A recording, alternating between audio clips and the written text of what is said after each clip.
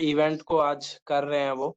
और उससे बड़ी बात है कि मेरे जैसे अ जो ज़मीन पर कार्य करने वाले लोगों को उन्होंने आमंत्रित किया। इसके लिए चाहे मयंक सर हैं, संजय सर हैं और जो सृष्टि के सदस्य हैं, उनका मैं बहुत-बहुत धन्यवाद देता हूँ कि वो धरातल से जुड़े हुए कार्यक्रम को कर भी रहे हैं और ना कर रहे हैं, बल्कि उसके लिए वो कार्य भी कर रहे हैं सृष्टि से जुड़कर। सृष्टि की टीम से मैं हालाँकि पहले से जुड़ा हुआ हूँ, कुछ स्टूडेंट से जो में थे।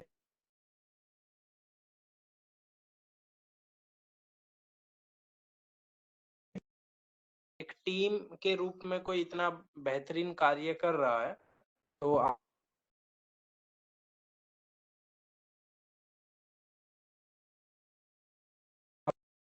सर और मयंक सर और सीएसटी टीम के सदस्य उससे बेहतरीन परिचय मेरा दे चुके हैं ऑलरेडी। तो मैं उस पर ज़्यादा समय नहीं लूँगा। मैं सिर्फ़ बताना चाहूँगा कि मेरा नाम रामवीर तंवर है, जैसा अभी बताया। और मैं अब जिस ऐज में या जिस क्लास में अभी आप बैठकर सुन रहे हैं, उसी क्लास और ऐज में ये छोटी-सी शुरुआत की थी कि कैसे हम अपने आस-पास के लोगों को जल संरक्षण के प्रति प्राकृतिक संसाधनों के प्रति कैसे जागरूक कर सकते हैं और कैसे उनके लिए हम अपनी कैपेसिटी में कुछ काम कर सकते हैं। तो ये छोटी-सी शुरुआत थी वॉलंटियर्स के साथ, स्टूडेंट्स के साथ, लेकिन हर शुरुआत छोटी होती है, लेकिन अब ये बहुत हम अलग-अलग राज्यों में, अलग-अलग जिलों में न केवल जागरूकता बल्कि तालाबों के जीर्णोद्धार और वनीकरण आदि के लिए काम कर रहे हैं। तो और मैं आपको ज़्यादा जानकारी अपनी पीपीटी के माध्यम से जो मैंने कुछ फ़ोटोज़ आपको दिखाने के लिए यहाँ पर शेयर किए हैं। और दूसरा ये कि मैं चाहूँगा कि इसके दौरान या फिर पीपीटी खत्म होने के बाद आप मुझसे कुछ सवाल पूछें और मैं बिल्कुल मुझे बहुत अच्छा लगेगा कि मैं आप सवाल पूछें और मैं उनका आंसर दूँ आपको। क्योंकि जितने सवाल निकलते हैं उससे मेरा भी ज्ञानवर्धन होता है। दूसरी चीज़ हो सकता है आपको कुछ ऐसी चीज़ पता हो जो मुझे अभी तक ना पता चल पाई हो और मेरे अलग अगले तालाबों के जो प्रोजेक्ट हैं उनमें हम मेरे काम आ सके आपकी कोई क्वेश्चन या आपका कोई नॉलेज शेयरिंग। तो आपसे रिक्वेस्ट करूँगा कि चाहे वो प्रिंसिपल सर हों, मीता मैम हो, संजय सर हों, मयंक सर हों या कोई भी सृष्टि का स्टूडेंट हो या और भी कोई प्रोफ़ेसर साहब हो वहाँ पे तो अपने नॉलेज ज़रूर शेयर करें। हो सकता है अभी इसमें मैं कुछ कमी रह गई हो हमारे कार्यक्रम में और कार्य में तो आप उसको रेक्टिफ़ाई कर सकते हैं क्योंकि अभी तक हम एक लर्निंग फ़ेज़ में हैं। मैं कभी अपने आप को या मेरा कोई भी टीम सदस्य ये नहीं कहते कि हम कोई एक्सपर्ट हैं, क्योंकि एक्सपर्ट हम होते हैं कि जब हमने आज इस कार्य में पीएचडी की होती या कोई डॉक्टरेट किया होता, उपाधि होती हमारे पास।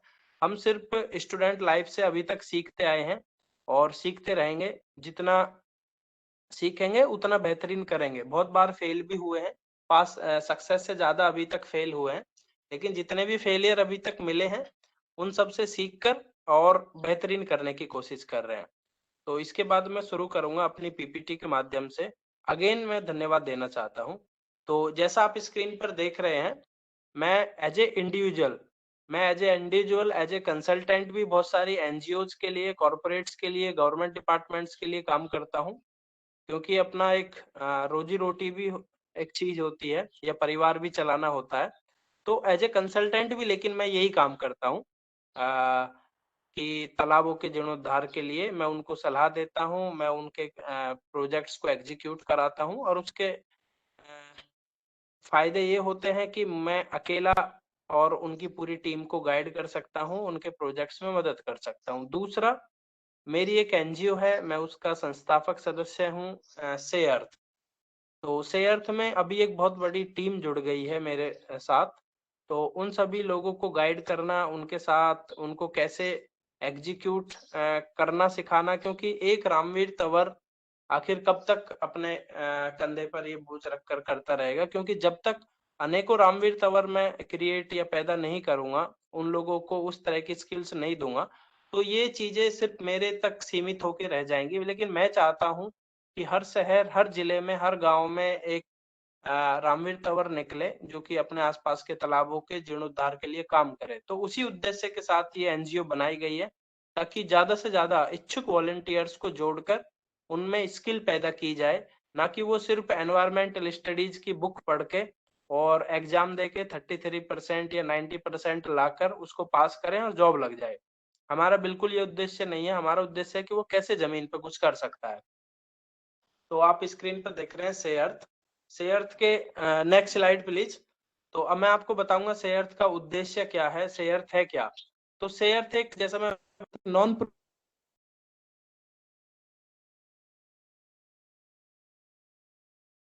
ऑब्जेक्टिव है कि हम कैसे इकोसिस्टम को मेंटेन करें, तालाबों को फिर से जीर्णोद्धार करें, किस तरह से हम ज्यादा से ज्यादा पेड़ लगाकर पर्यावरण की रक्षा करें और बेहतरीन से बेहतरीन हम फ्यूचर वर्ल्ड बनाने की कोशिश करें। हम बहुत सारी एनजीओ कॉर्पोरेट्स के साथ मिलकर इस काम को आगे बढ़ा रहे हैं। Next slide please.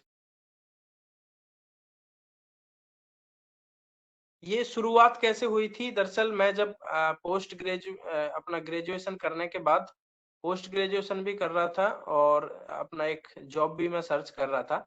तो उस टाइम पे मैंने एक कोचिंग सेंटर, ट्यूशन सेंटर मैंने शुरू किया था, जिसमें मेरे पास 9, 10, 11, 12 के बच्चे थे और बच्चे अच्छी खासी संख्या में होते थे, 40, 50, 70 और फिर से इस तरह से। तो उनके साथ एक कैंपेन लॉन्च किया था सिर्फ गांव के स्तर पर कि कैसे गांव के लोगों को हम जागरूक कर सकते हैं, कैसे उनके अंदर पानी बर्बाद करने के प्रति उनके कैसे अंदर गिल्ट हम पैदा कर सकते हैं। तो उस टाइम पे हमें खुद नॉलेज नहीं थी, जो लेकिन जो किताबों में पढ़ा था वही सिर्फ हमारे पास नॉलेज थी। तो कई बार लोग, हम जागरूक करने जाते थे, लोग हमें ही उल्टा जागरूक करके भेज देते थे क्योंकि नॉलेज नहीं थी, हम उनके सवालों का जवाब नहीं दे पाते थे। लेकिन धीरे धीरे हमने इसके बारे में और स्टडी की, टाइम निकलता गया, हमारी नॉलेज बढ़ती गई और हमें लोगों ने दूसरी जगह पे बुलाना शुरू किया और ये कैंपेन एक बड़ा मिशन बन गया। और उसके बाद हालांकि मैंने जॉब भी की 2-3 जगह, जॉब छोड़ भी दी और अब मैं पूरी तरह से इसमें हूँ, पॉन्ड रिस्टोरेशन में। और इसके अलावा हम करते हैं एफोरेस्टेशन। एफोरेस्टेशन में हम छोटे छोटे अर्बन फॉरेस्ट बनाते हैं। उसके लिए मैं आपको आगे पिक्चर्स के माध्यम से एक्सप्लेन करूंगा। सस्टेनेबिलिटी की, तालाबों को रिवाइव करने के बाद उनको कैसे लोगों के जीवन से जोड़ा जाए, कैसे उससे रेवेन्यू जनरेट किया जाए गांव वालों के लिए, तो वो सस्टेनेबिलिटी है, उसके लिए भी मैं आगे एक्सप्लेन करूंगा। और जल चौपाल के माध्यम से लोगों को जागरूक करना। Next slide.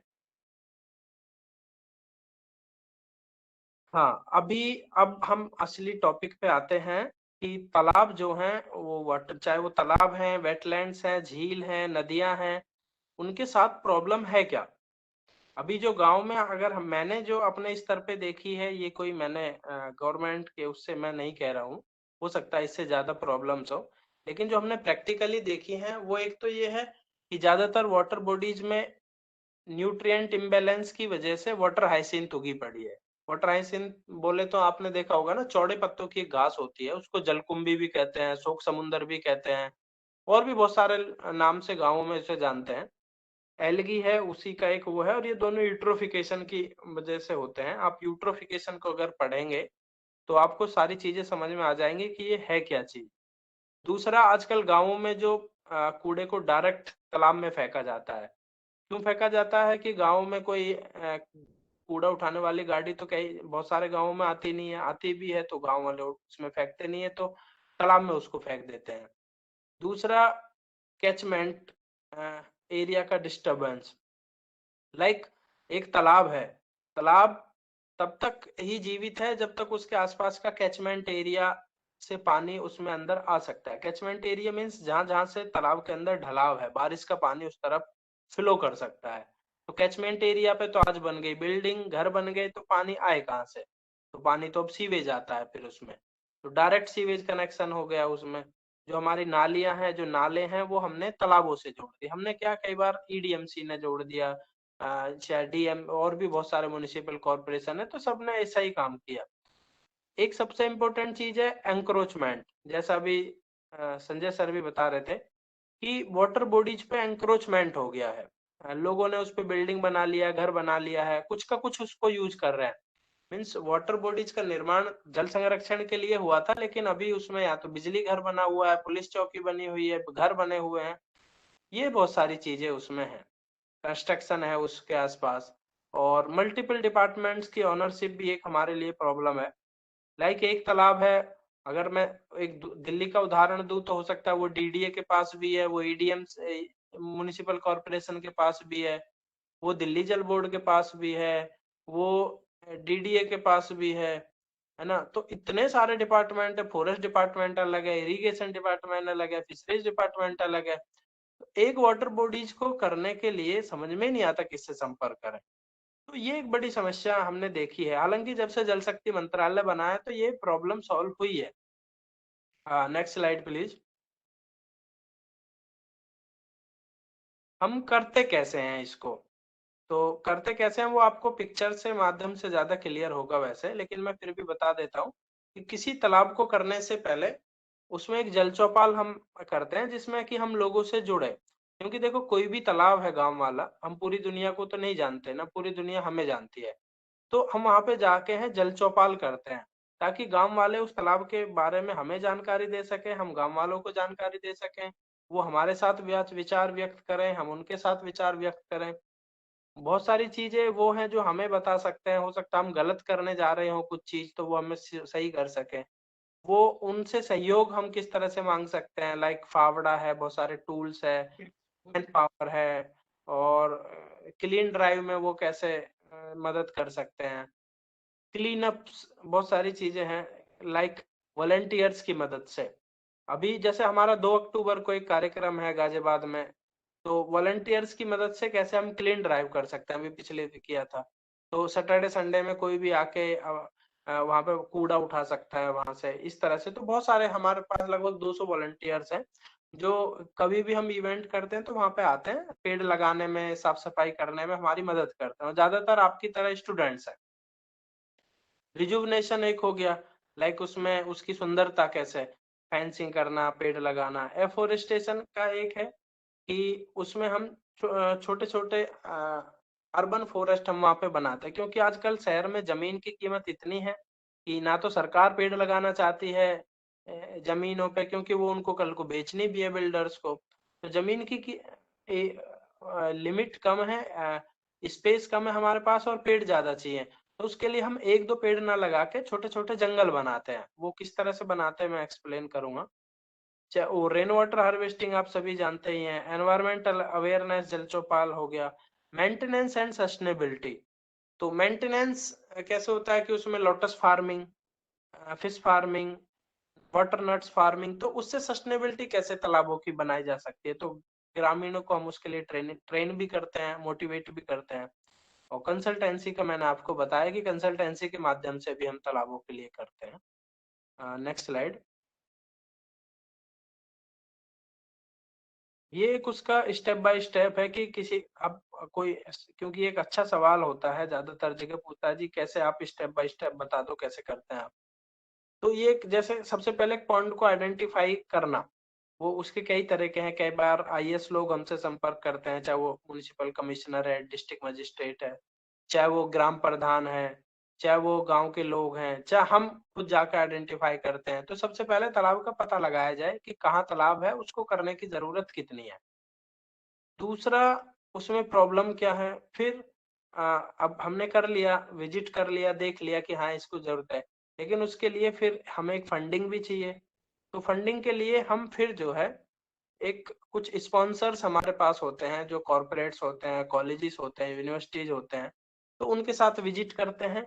और गवर्नमेंट एजेंसी से कोई भी तालाब है वो हमेशा ऑनरशिप गवर्नमेंट की है, चाहे वो किसी भी डिपार्टमेंट की हो, लेकिन गवर्नमेंट की है।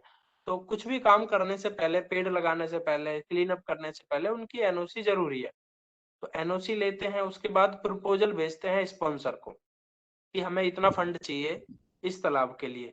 तो वो काफी स्पॉन्सर्स हैं जो सीएसआर में मदद करते हैं, तो काफी लोगों को हम भेजते हैं, कोई ना कोई सेलेक्ट कर लेता है। उसके बाद वर्क कन्फर्मेशन ऑर्डर मिलता है हमको स्पॉन्सर से, गवर्नमेंट से, दोनों से। उसके बाद हम जल चौपाल, फिर क्लीन ड्राइव, फिर पूरा लैंडस्केपिंग, फिर से वही सारी चीजें हम करने लगते हैं। इस तरह से एक पूरा स्टेप बाय स्टेप इस काम को किया जाता है। Next slide. ये उसका एक टाइम टेबल है कि किस काम में कितना महीना लग जाता है। अगर 1 मार्च से शुरू करें तो किस तरह से हम जो है जुलाई तक या मई तक हम उसको कैसे कितना काम किस टाइम में लग जाता है। तो ये थोड़ा टेक्निक है, मैं आपको शेयर कर दूंगा, आप इससे समझ सकते हैं। Next slide.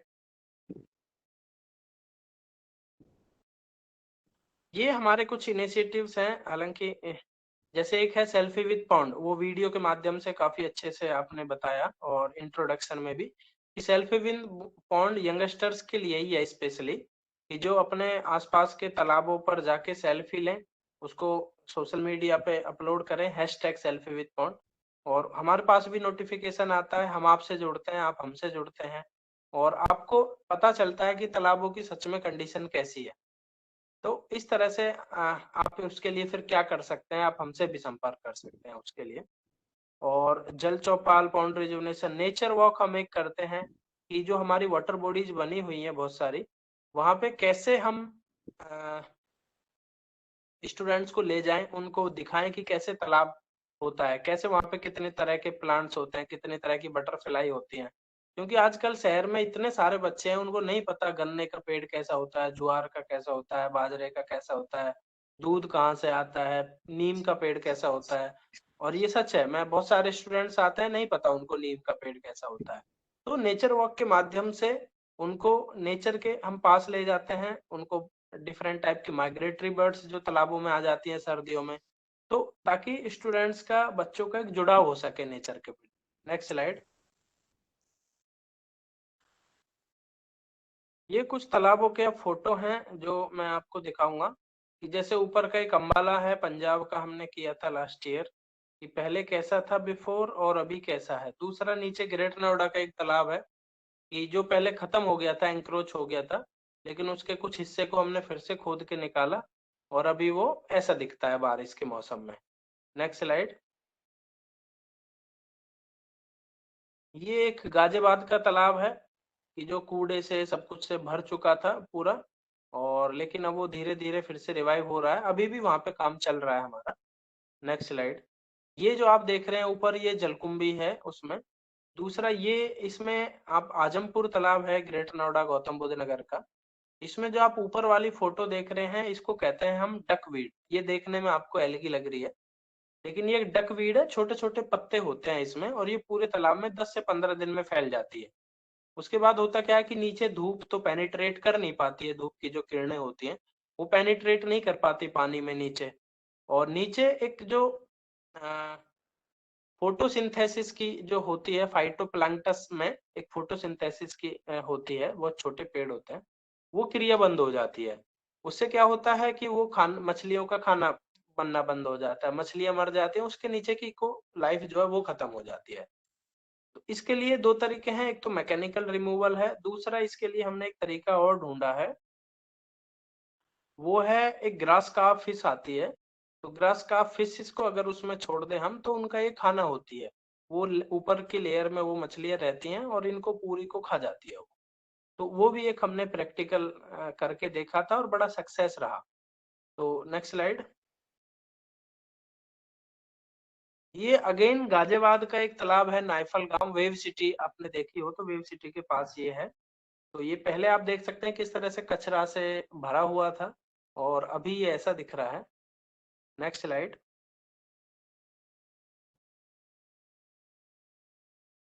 ये चंडीगढ़ के आसपास एक तालाब है, और ये हमने अभी 2 साल पहले इसमें किया था, और ये इंडिया का पहला एकमात्र ऐसा तालाब है जहाँ पे हमने विंड टर्बाइन का यूज किया है पानी को एरिएशन देने के लिए। लाइक पानी में ऑक्सीजन की कमी, डिजोल्व ऑक्सीजन की कमी हो जाती है, तो वो काला दिखने लगता है। लेकिन हम, और उसके लिए या तो आप एरिएटर लगाओगे, या फाउंटेन लगाओगे, या फिर उसमें नाव छोड़ोगे, बत्तखे छोड़ोगे, बहुत सारे तरीके हैं। तो हमने क्या किया, उसमें विंड टरबाइन यूज किया, और विंड टरबाइन से अब एरिएटर चलता है, एरिएटर पूरे पानी को प्रॉपर ऑक्सीजन दे के रखता है। Next slide.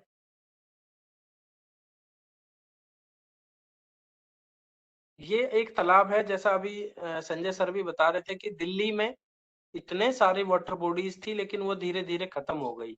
तो इसकी भी एक, इस वाटर बॉडी की अपनी एक कहानी है, और हमने इसी साल, ये अभी 1 महीने पुराना फोटो है, तो ये गाजीपुर का आपने डंपिंग यार्ड आपने जरूर देखा होगा, क्योंकि दिल्ली में सबसे फेमस कोई चीज है तो वो गाजीपुर का डंपिंग यार्ड है, जो कि कुतुब मीनार की तरह ऊंचा हो गया है।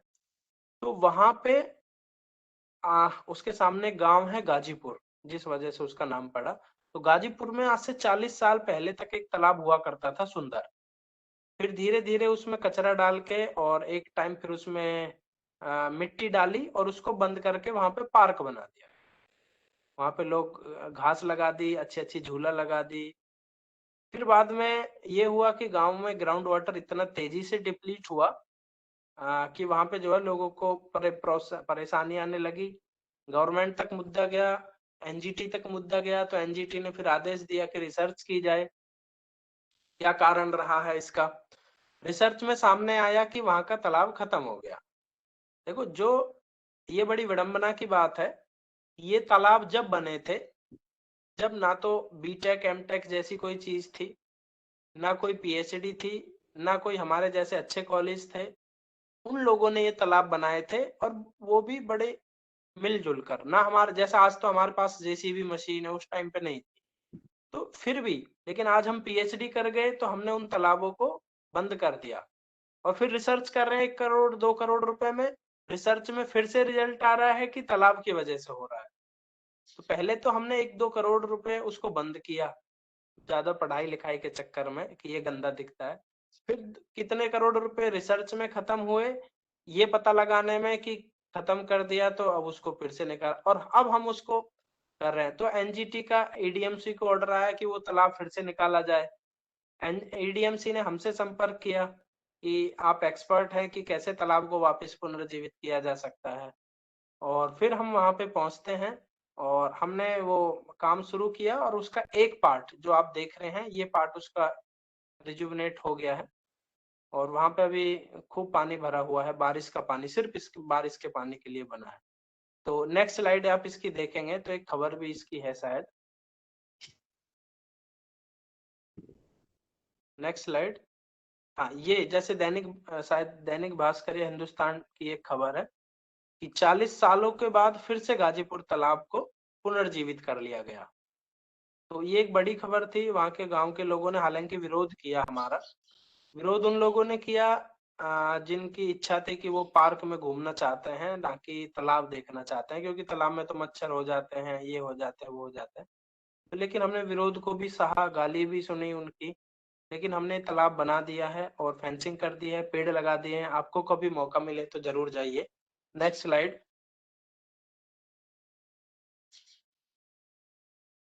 ये जो मैं एक बात कर रहा था आपसे जलकुंभी की, ऊपर लेफ्ट साइड में ये जलकुंभी है। Next next slide please. Ranveer ji, मेरी आवाज आ रही है क्या?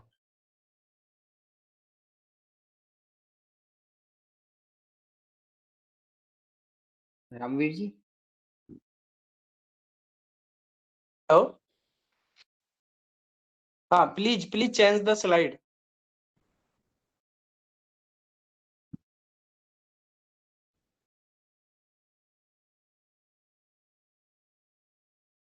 हाँ, ये बस।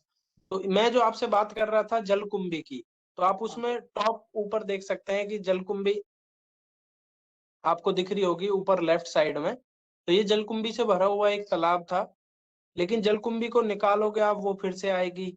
तो उसको, जलकुंभी को ही क्यों ना हम यूटिलाइज कर लें। तो जलकुंभी को कैसे यूटिलाइज किया जा सकता है, वो 4 स्लाइड में मैं दिखा रहा हूँ आपको। तो जलकुंभी को निकाल के उसमें गोबर, पानी और कुछ और चीजें मिक्स करके उसको हम 40 दिन के लिए, 50 दिन के लिए अगर छोड़ दें, तो वो एक अच्छा खाद बन जाता है। तो उसको इकट्ठा करके बार बार रोटेट करना पड़ता है, उसको मिक्स करना पड़ता है, एक गड्ढा बनाना पड़ता है, तो एक प्रक्रिया है। तो उसको हमने एक अच्छा खाद बनाना शुरू कर दिया, और वो खाद हम ग्रामीणों को दे सकते हैं, वो म्युनिसिपल कॉर्पोरेशन को दे सकते हैं। तो इस तरह से वो काम शुरू हो गया है। Next slide.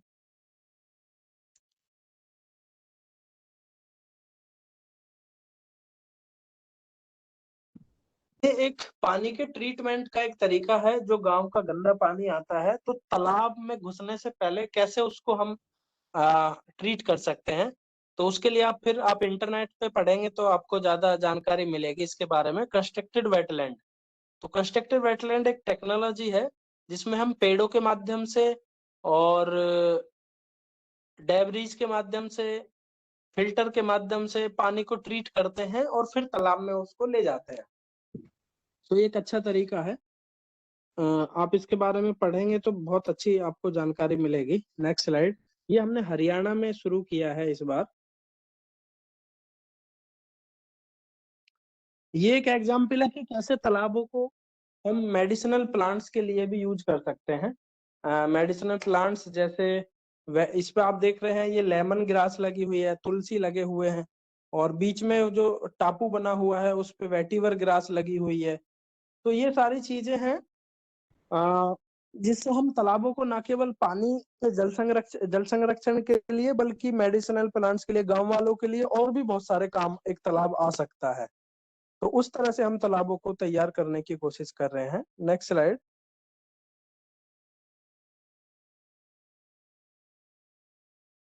ये ग्रेटर नोएडा का एक चौगानपुर तालाब है और ये वही है जिसमें हमने जलकुंभी का अभी आपको दिखाया था। तो कैसे उसको 360 डिग्री पूरा तालाब को चेंज किया गया है। तो ये इस पे काफी स्टूडेंट्स आते हैं जो हमारे पास इंटर्नशिप कर रहे हैं, और बहुत सारे मीडिया चैनल्स भी इसको देखने आए कि किस तरह से एक तालाब को टूरिस्ट स्पॉट बना दिया गया। वहां पे अब लोग सुबह शाम वॉक करते हैं, और वहां के आसपास की जो जमीन है, पहले वो जमीन बिच नहीं पा रही थी क्योंकि वो बहुत बदबूदार जगह थी एक, लेकिन अभी उसी जगह के रेट डबल हो गए हैं क्योंकि वो लेक व्यू बन गई है वो जगह। तो इस तरह से कैसे एक लेक की वजह से गांव के माहौल बदल सकता है वहां पे, तो उसका लेक एक अच्छा उदाहरण है ये। और इसके लिए हमको HCL फाउंडेशन ने काफी सहयोग किया है, पूरा स्पॉन्सर उन्होंने किया। Next slide. ये एक उदाहरण है पॉन्ड रिजुवनेशन का। ये सहारनपुर का एक गांव है नैनखेड़ी। तो नैनखेड़ी में इस तालाब को पूरा रिवाइव किया गया, हालांकि इसमें सिर्फ हमारी एक्सपर्टीज है। ये पूरा ग्राम प्रधान श्री सुरेंद्र पवार जी और पूरी टीम के द्वारा किया गया है, पूरा उनका फंड था। तो लेकिन वो काफी पैशनेट है इस चीज को लेकर। वो सुबह सुबह डेली उठते हैं, झाड़ू लगाते हैं तालाब के आसपास। वो सारी चीजें गांव वालों ने भी उनका काफी सहयोग किया है।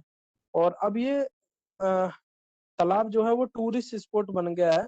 हमारे पास कई बार विदेश से बच्चे इंटर्नशिप करने आते हैं, इटली से, कनाडा से। तो उनको भी हम इसी गांव में ठहरने की व्यवस्था है, पूरा गेस्ट हाउस है, ऑर्गेनिक फार्मिंग की जा रही है, योगा होता है, मेडिटेशन होता है। तो इस तरह से उनके लिए एक अच्छा वीकेंड या फिर इंटर्नशिप के लिए जगह बन जाती है। Next slide.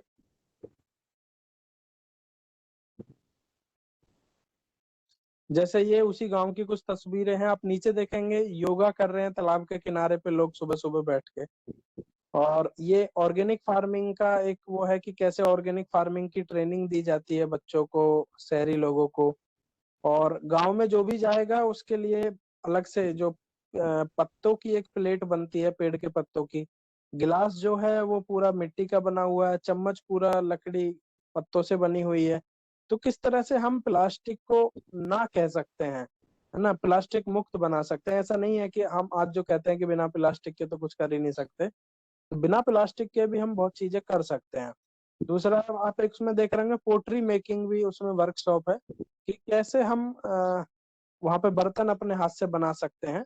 तो वो सारी चीजें आप एक तालाब की वजह से गांव कैसे हो सकता है, तो ऑर्गेनिक फार्मिंग, ये सारी चीजें, तो ये एक अच्छा उदाहरण है। Next slide. दूसरा हमारा जल संरक्षण और प्लांटेशन, ये सॉरी पॉन्ड रिस्टोरेशन के अलावा दूसरा है कि हम छोटे प्लांटेशन ड्राइव करते हैं। आप अगर दिल्ली में अगर आप रहते हैं तो धर्मशिला कैंसर हॉस्पिटल है, तो उसके पीछे काफी बड़ी जमीन पड़ी है, वो बैरन है। तो वहां पे इस बार हमने 1000 पेड़ों का एक छोटा सा जंगल बनाया है, और वो हमारी सभी की हाइट से तो बड़े हो गए हैं वो काफी। तो वहां पे वो जंगल, प्रॉपर जंगल वो दिखने लगा है। तो वहां पे भी आप अगर उधर से जाते हैं तो देख सकते हैं। तो वो पूरा वॉलंटियर्स की मदद से हुआ है। हालांकि उसमें धर्मशिला कैंसर फाउंडेशन ने और रिसर्च सेंटर ने उसमें हमारी मदद की है, लेकिन जो पूरा प्लांटेशन हुआ है वो आसपास के वॉलंटियर्स ने, डॉक्टर्स ने, रेजिडेंट्स ने पूरा उसमें प्लांटेशन में आके भागीदारी की है, और उन्हीं की मदद से पूरा एक जंगल वहां पे बन गया है। Next slide.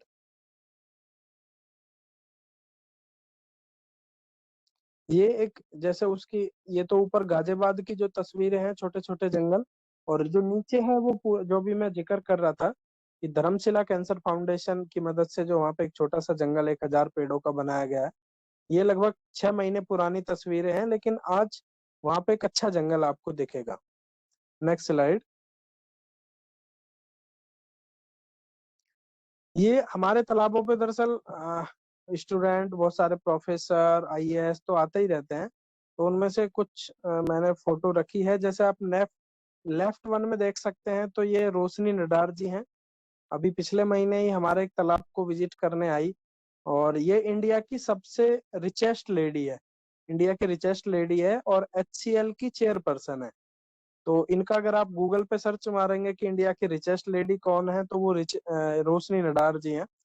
तो वो सुबह सुबह हमारे तालाब पे आई, तो हमको बड़ा अच्छा लगा, और उन्होंने हमें और भी बहुत सारे तालाबों का काम करने के लिए हमें मौका दिया है।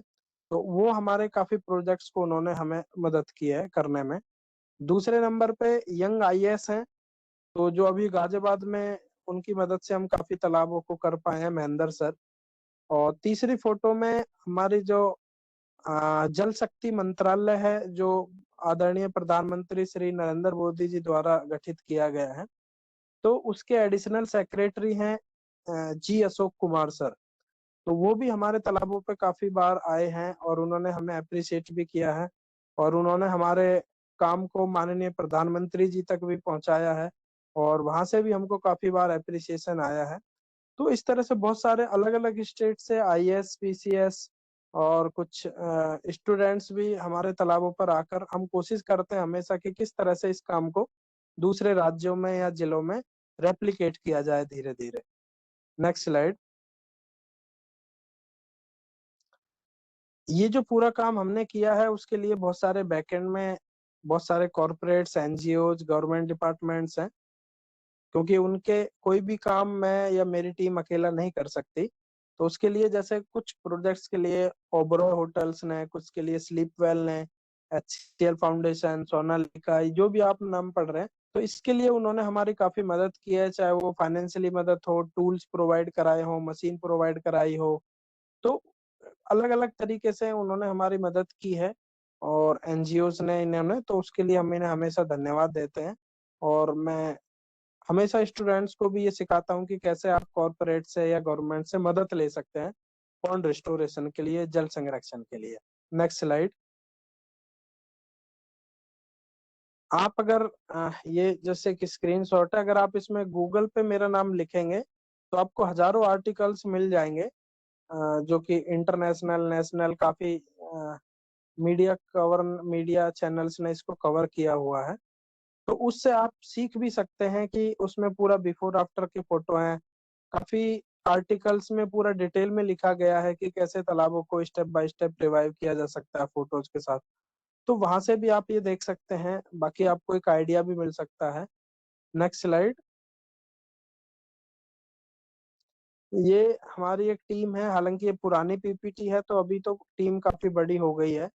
तो ये मोहित रेलान जी है, जो पूरा एफोरेस्टेशन को देख रहे हैं। ये काफी पैशनेट हैं, और यूएस में जॉब करते थे, अभी भी हालांकि जॉब कर रहे हैं, लेकिन यूएस से इंडिया सिर्फ इसलिए उन्होंने अपना ट्रांसफर कराया कि मुझे प्लांटेशन के लिए, एफोरेस्टेशन के लिए कुछ करना है। तो अभी वो वीकेंड में या फिर जब भी उनको टाइम मिलता है, वो पूरा ये लीड करते हैं हमारे प्लांटेशन और एफोरेस्टेशन प्रोजेक्ट्स को। और मैं अपनी कैपेसिटी में उसके लिए काम करता हूँ, चाहे अमित कुमार है, हरिंदर है, तो पूरे टीम की मदद से वो पूरा काम को किया जा रहा है। Next slide. ये आई थिंक लास्ट स्लाइड है इसकी। तो जैसे बराक ओबामा जी ने भी कहा था, सॉरी, तो क्योंकि हम आज दिल्ली में अगर हम बैठे हैं, तो ये देख भी सकते हैं कि हम कभी जब आज से 20 साल पहले अगर कोई हमसे कहता होगा कि एक दिन ऐसा आएगा कि तुम जो है ना नाक पे रुमाल रखने के लिए मजबूर हो जाओगे, इतना धुआं हो जाएगा, इतना पॉलो, तो हम शायद हंसते होंगे उस समय पे। लेकिन आज सर्दियों में वो पॉसिबल हो पाया है। आज हम सर्दियों में चाहे कोरोना के लिए मास्क ना लगाएं, लेकिन धुएं के कारण हमें मास्क लगाना पड़ता है। तो ये हमारी एक पहली पीढ़ी है जिसको क्लाइमेट चेंज का सीधा-सीधा असर देखने को मिल रहा है, और अगर हम कुछ नहीं कर पाए तो हो सकता है ये लास्ट जनरेशन है। तो इसलिए जो हम कर सकते हैं वो अभी कर सकते हैं, इसके बाद कुछ करने का फ़ायदा भी नहीं होगा। तो इसीलिए मैं हमेशा कहता हूँ, if not now then when. Thank you again. अब मैं आपके क्वेश्चंस का स्वागत करूँगा। कोई भी क्वेरी है, कोई क्वेश्चंस है तो आपका मोस्ट वेलकम, प्लीज। धन्यवाद धन्यवाद रामवीर जी, मेरी आवाज आ रही है? जी सर। जी, बहुत अच्छा प्रेजेंटेशन था, बहुत अच्छी जानकारी हम सभी को मिली। और उम्मीद है कि बच्चे भी अपने क्वेश्चंस डालना शुरू करेंगे।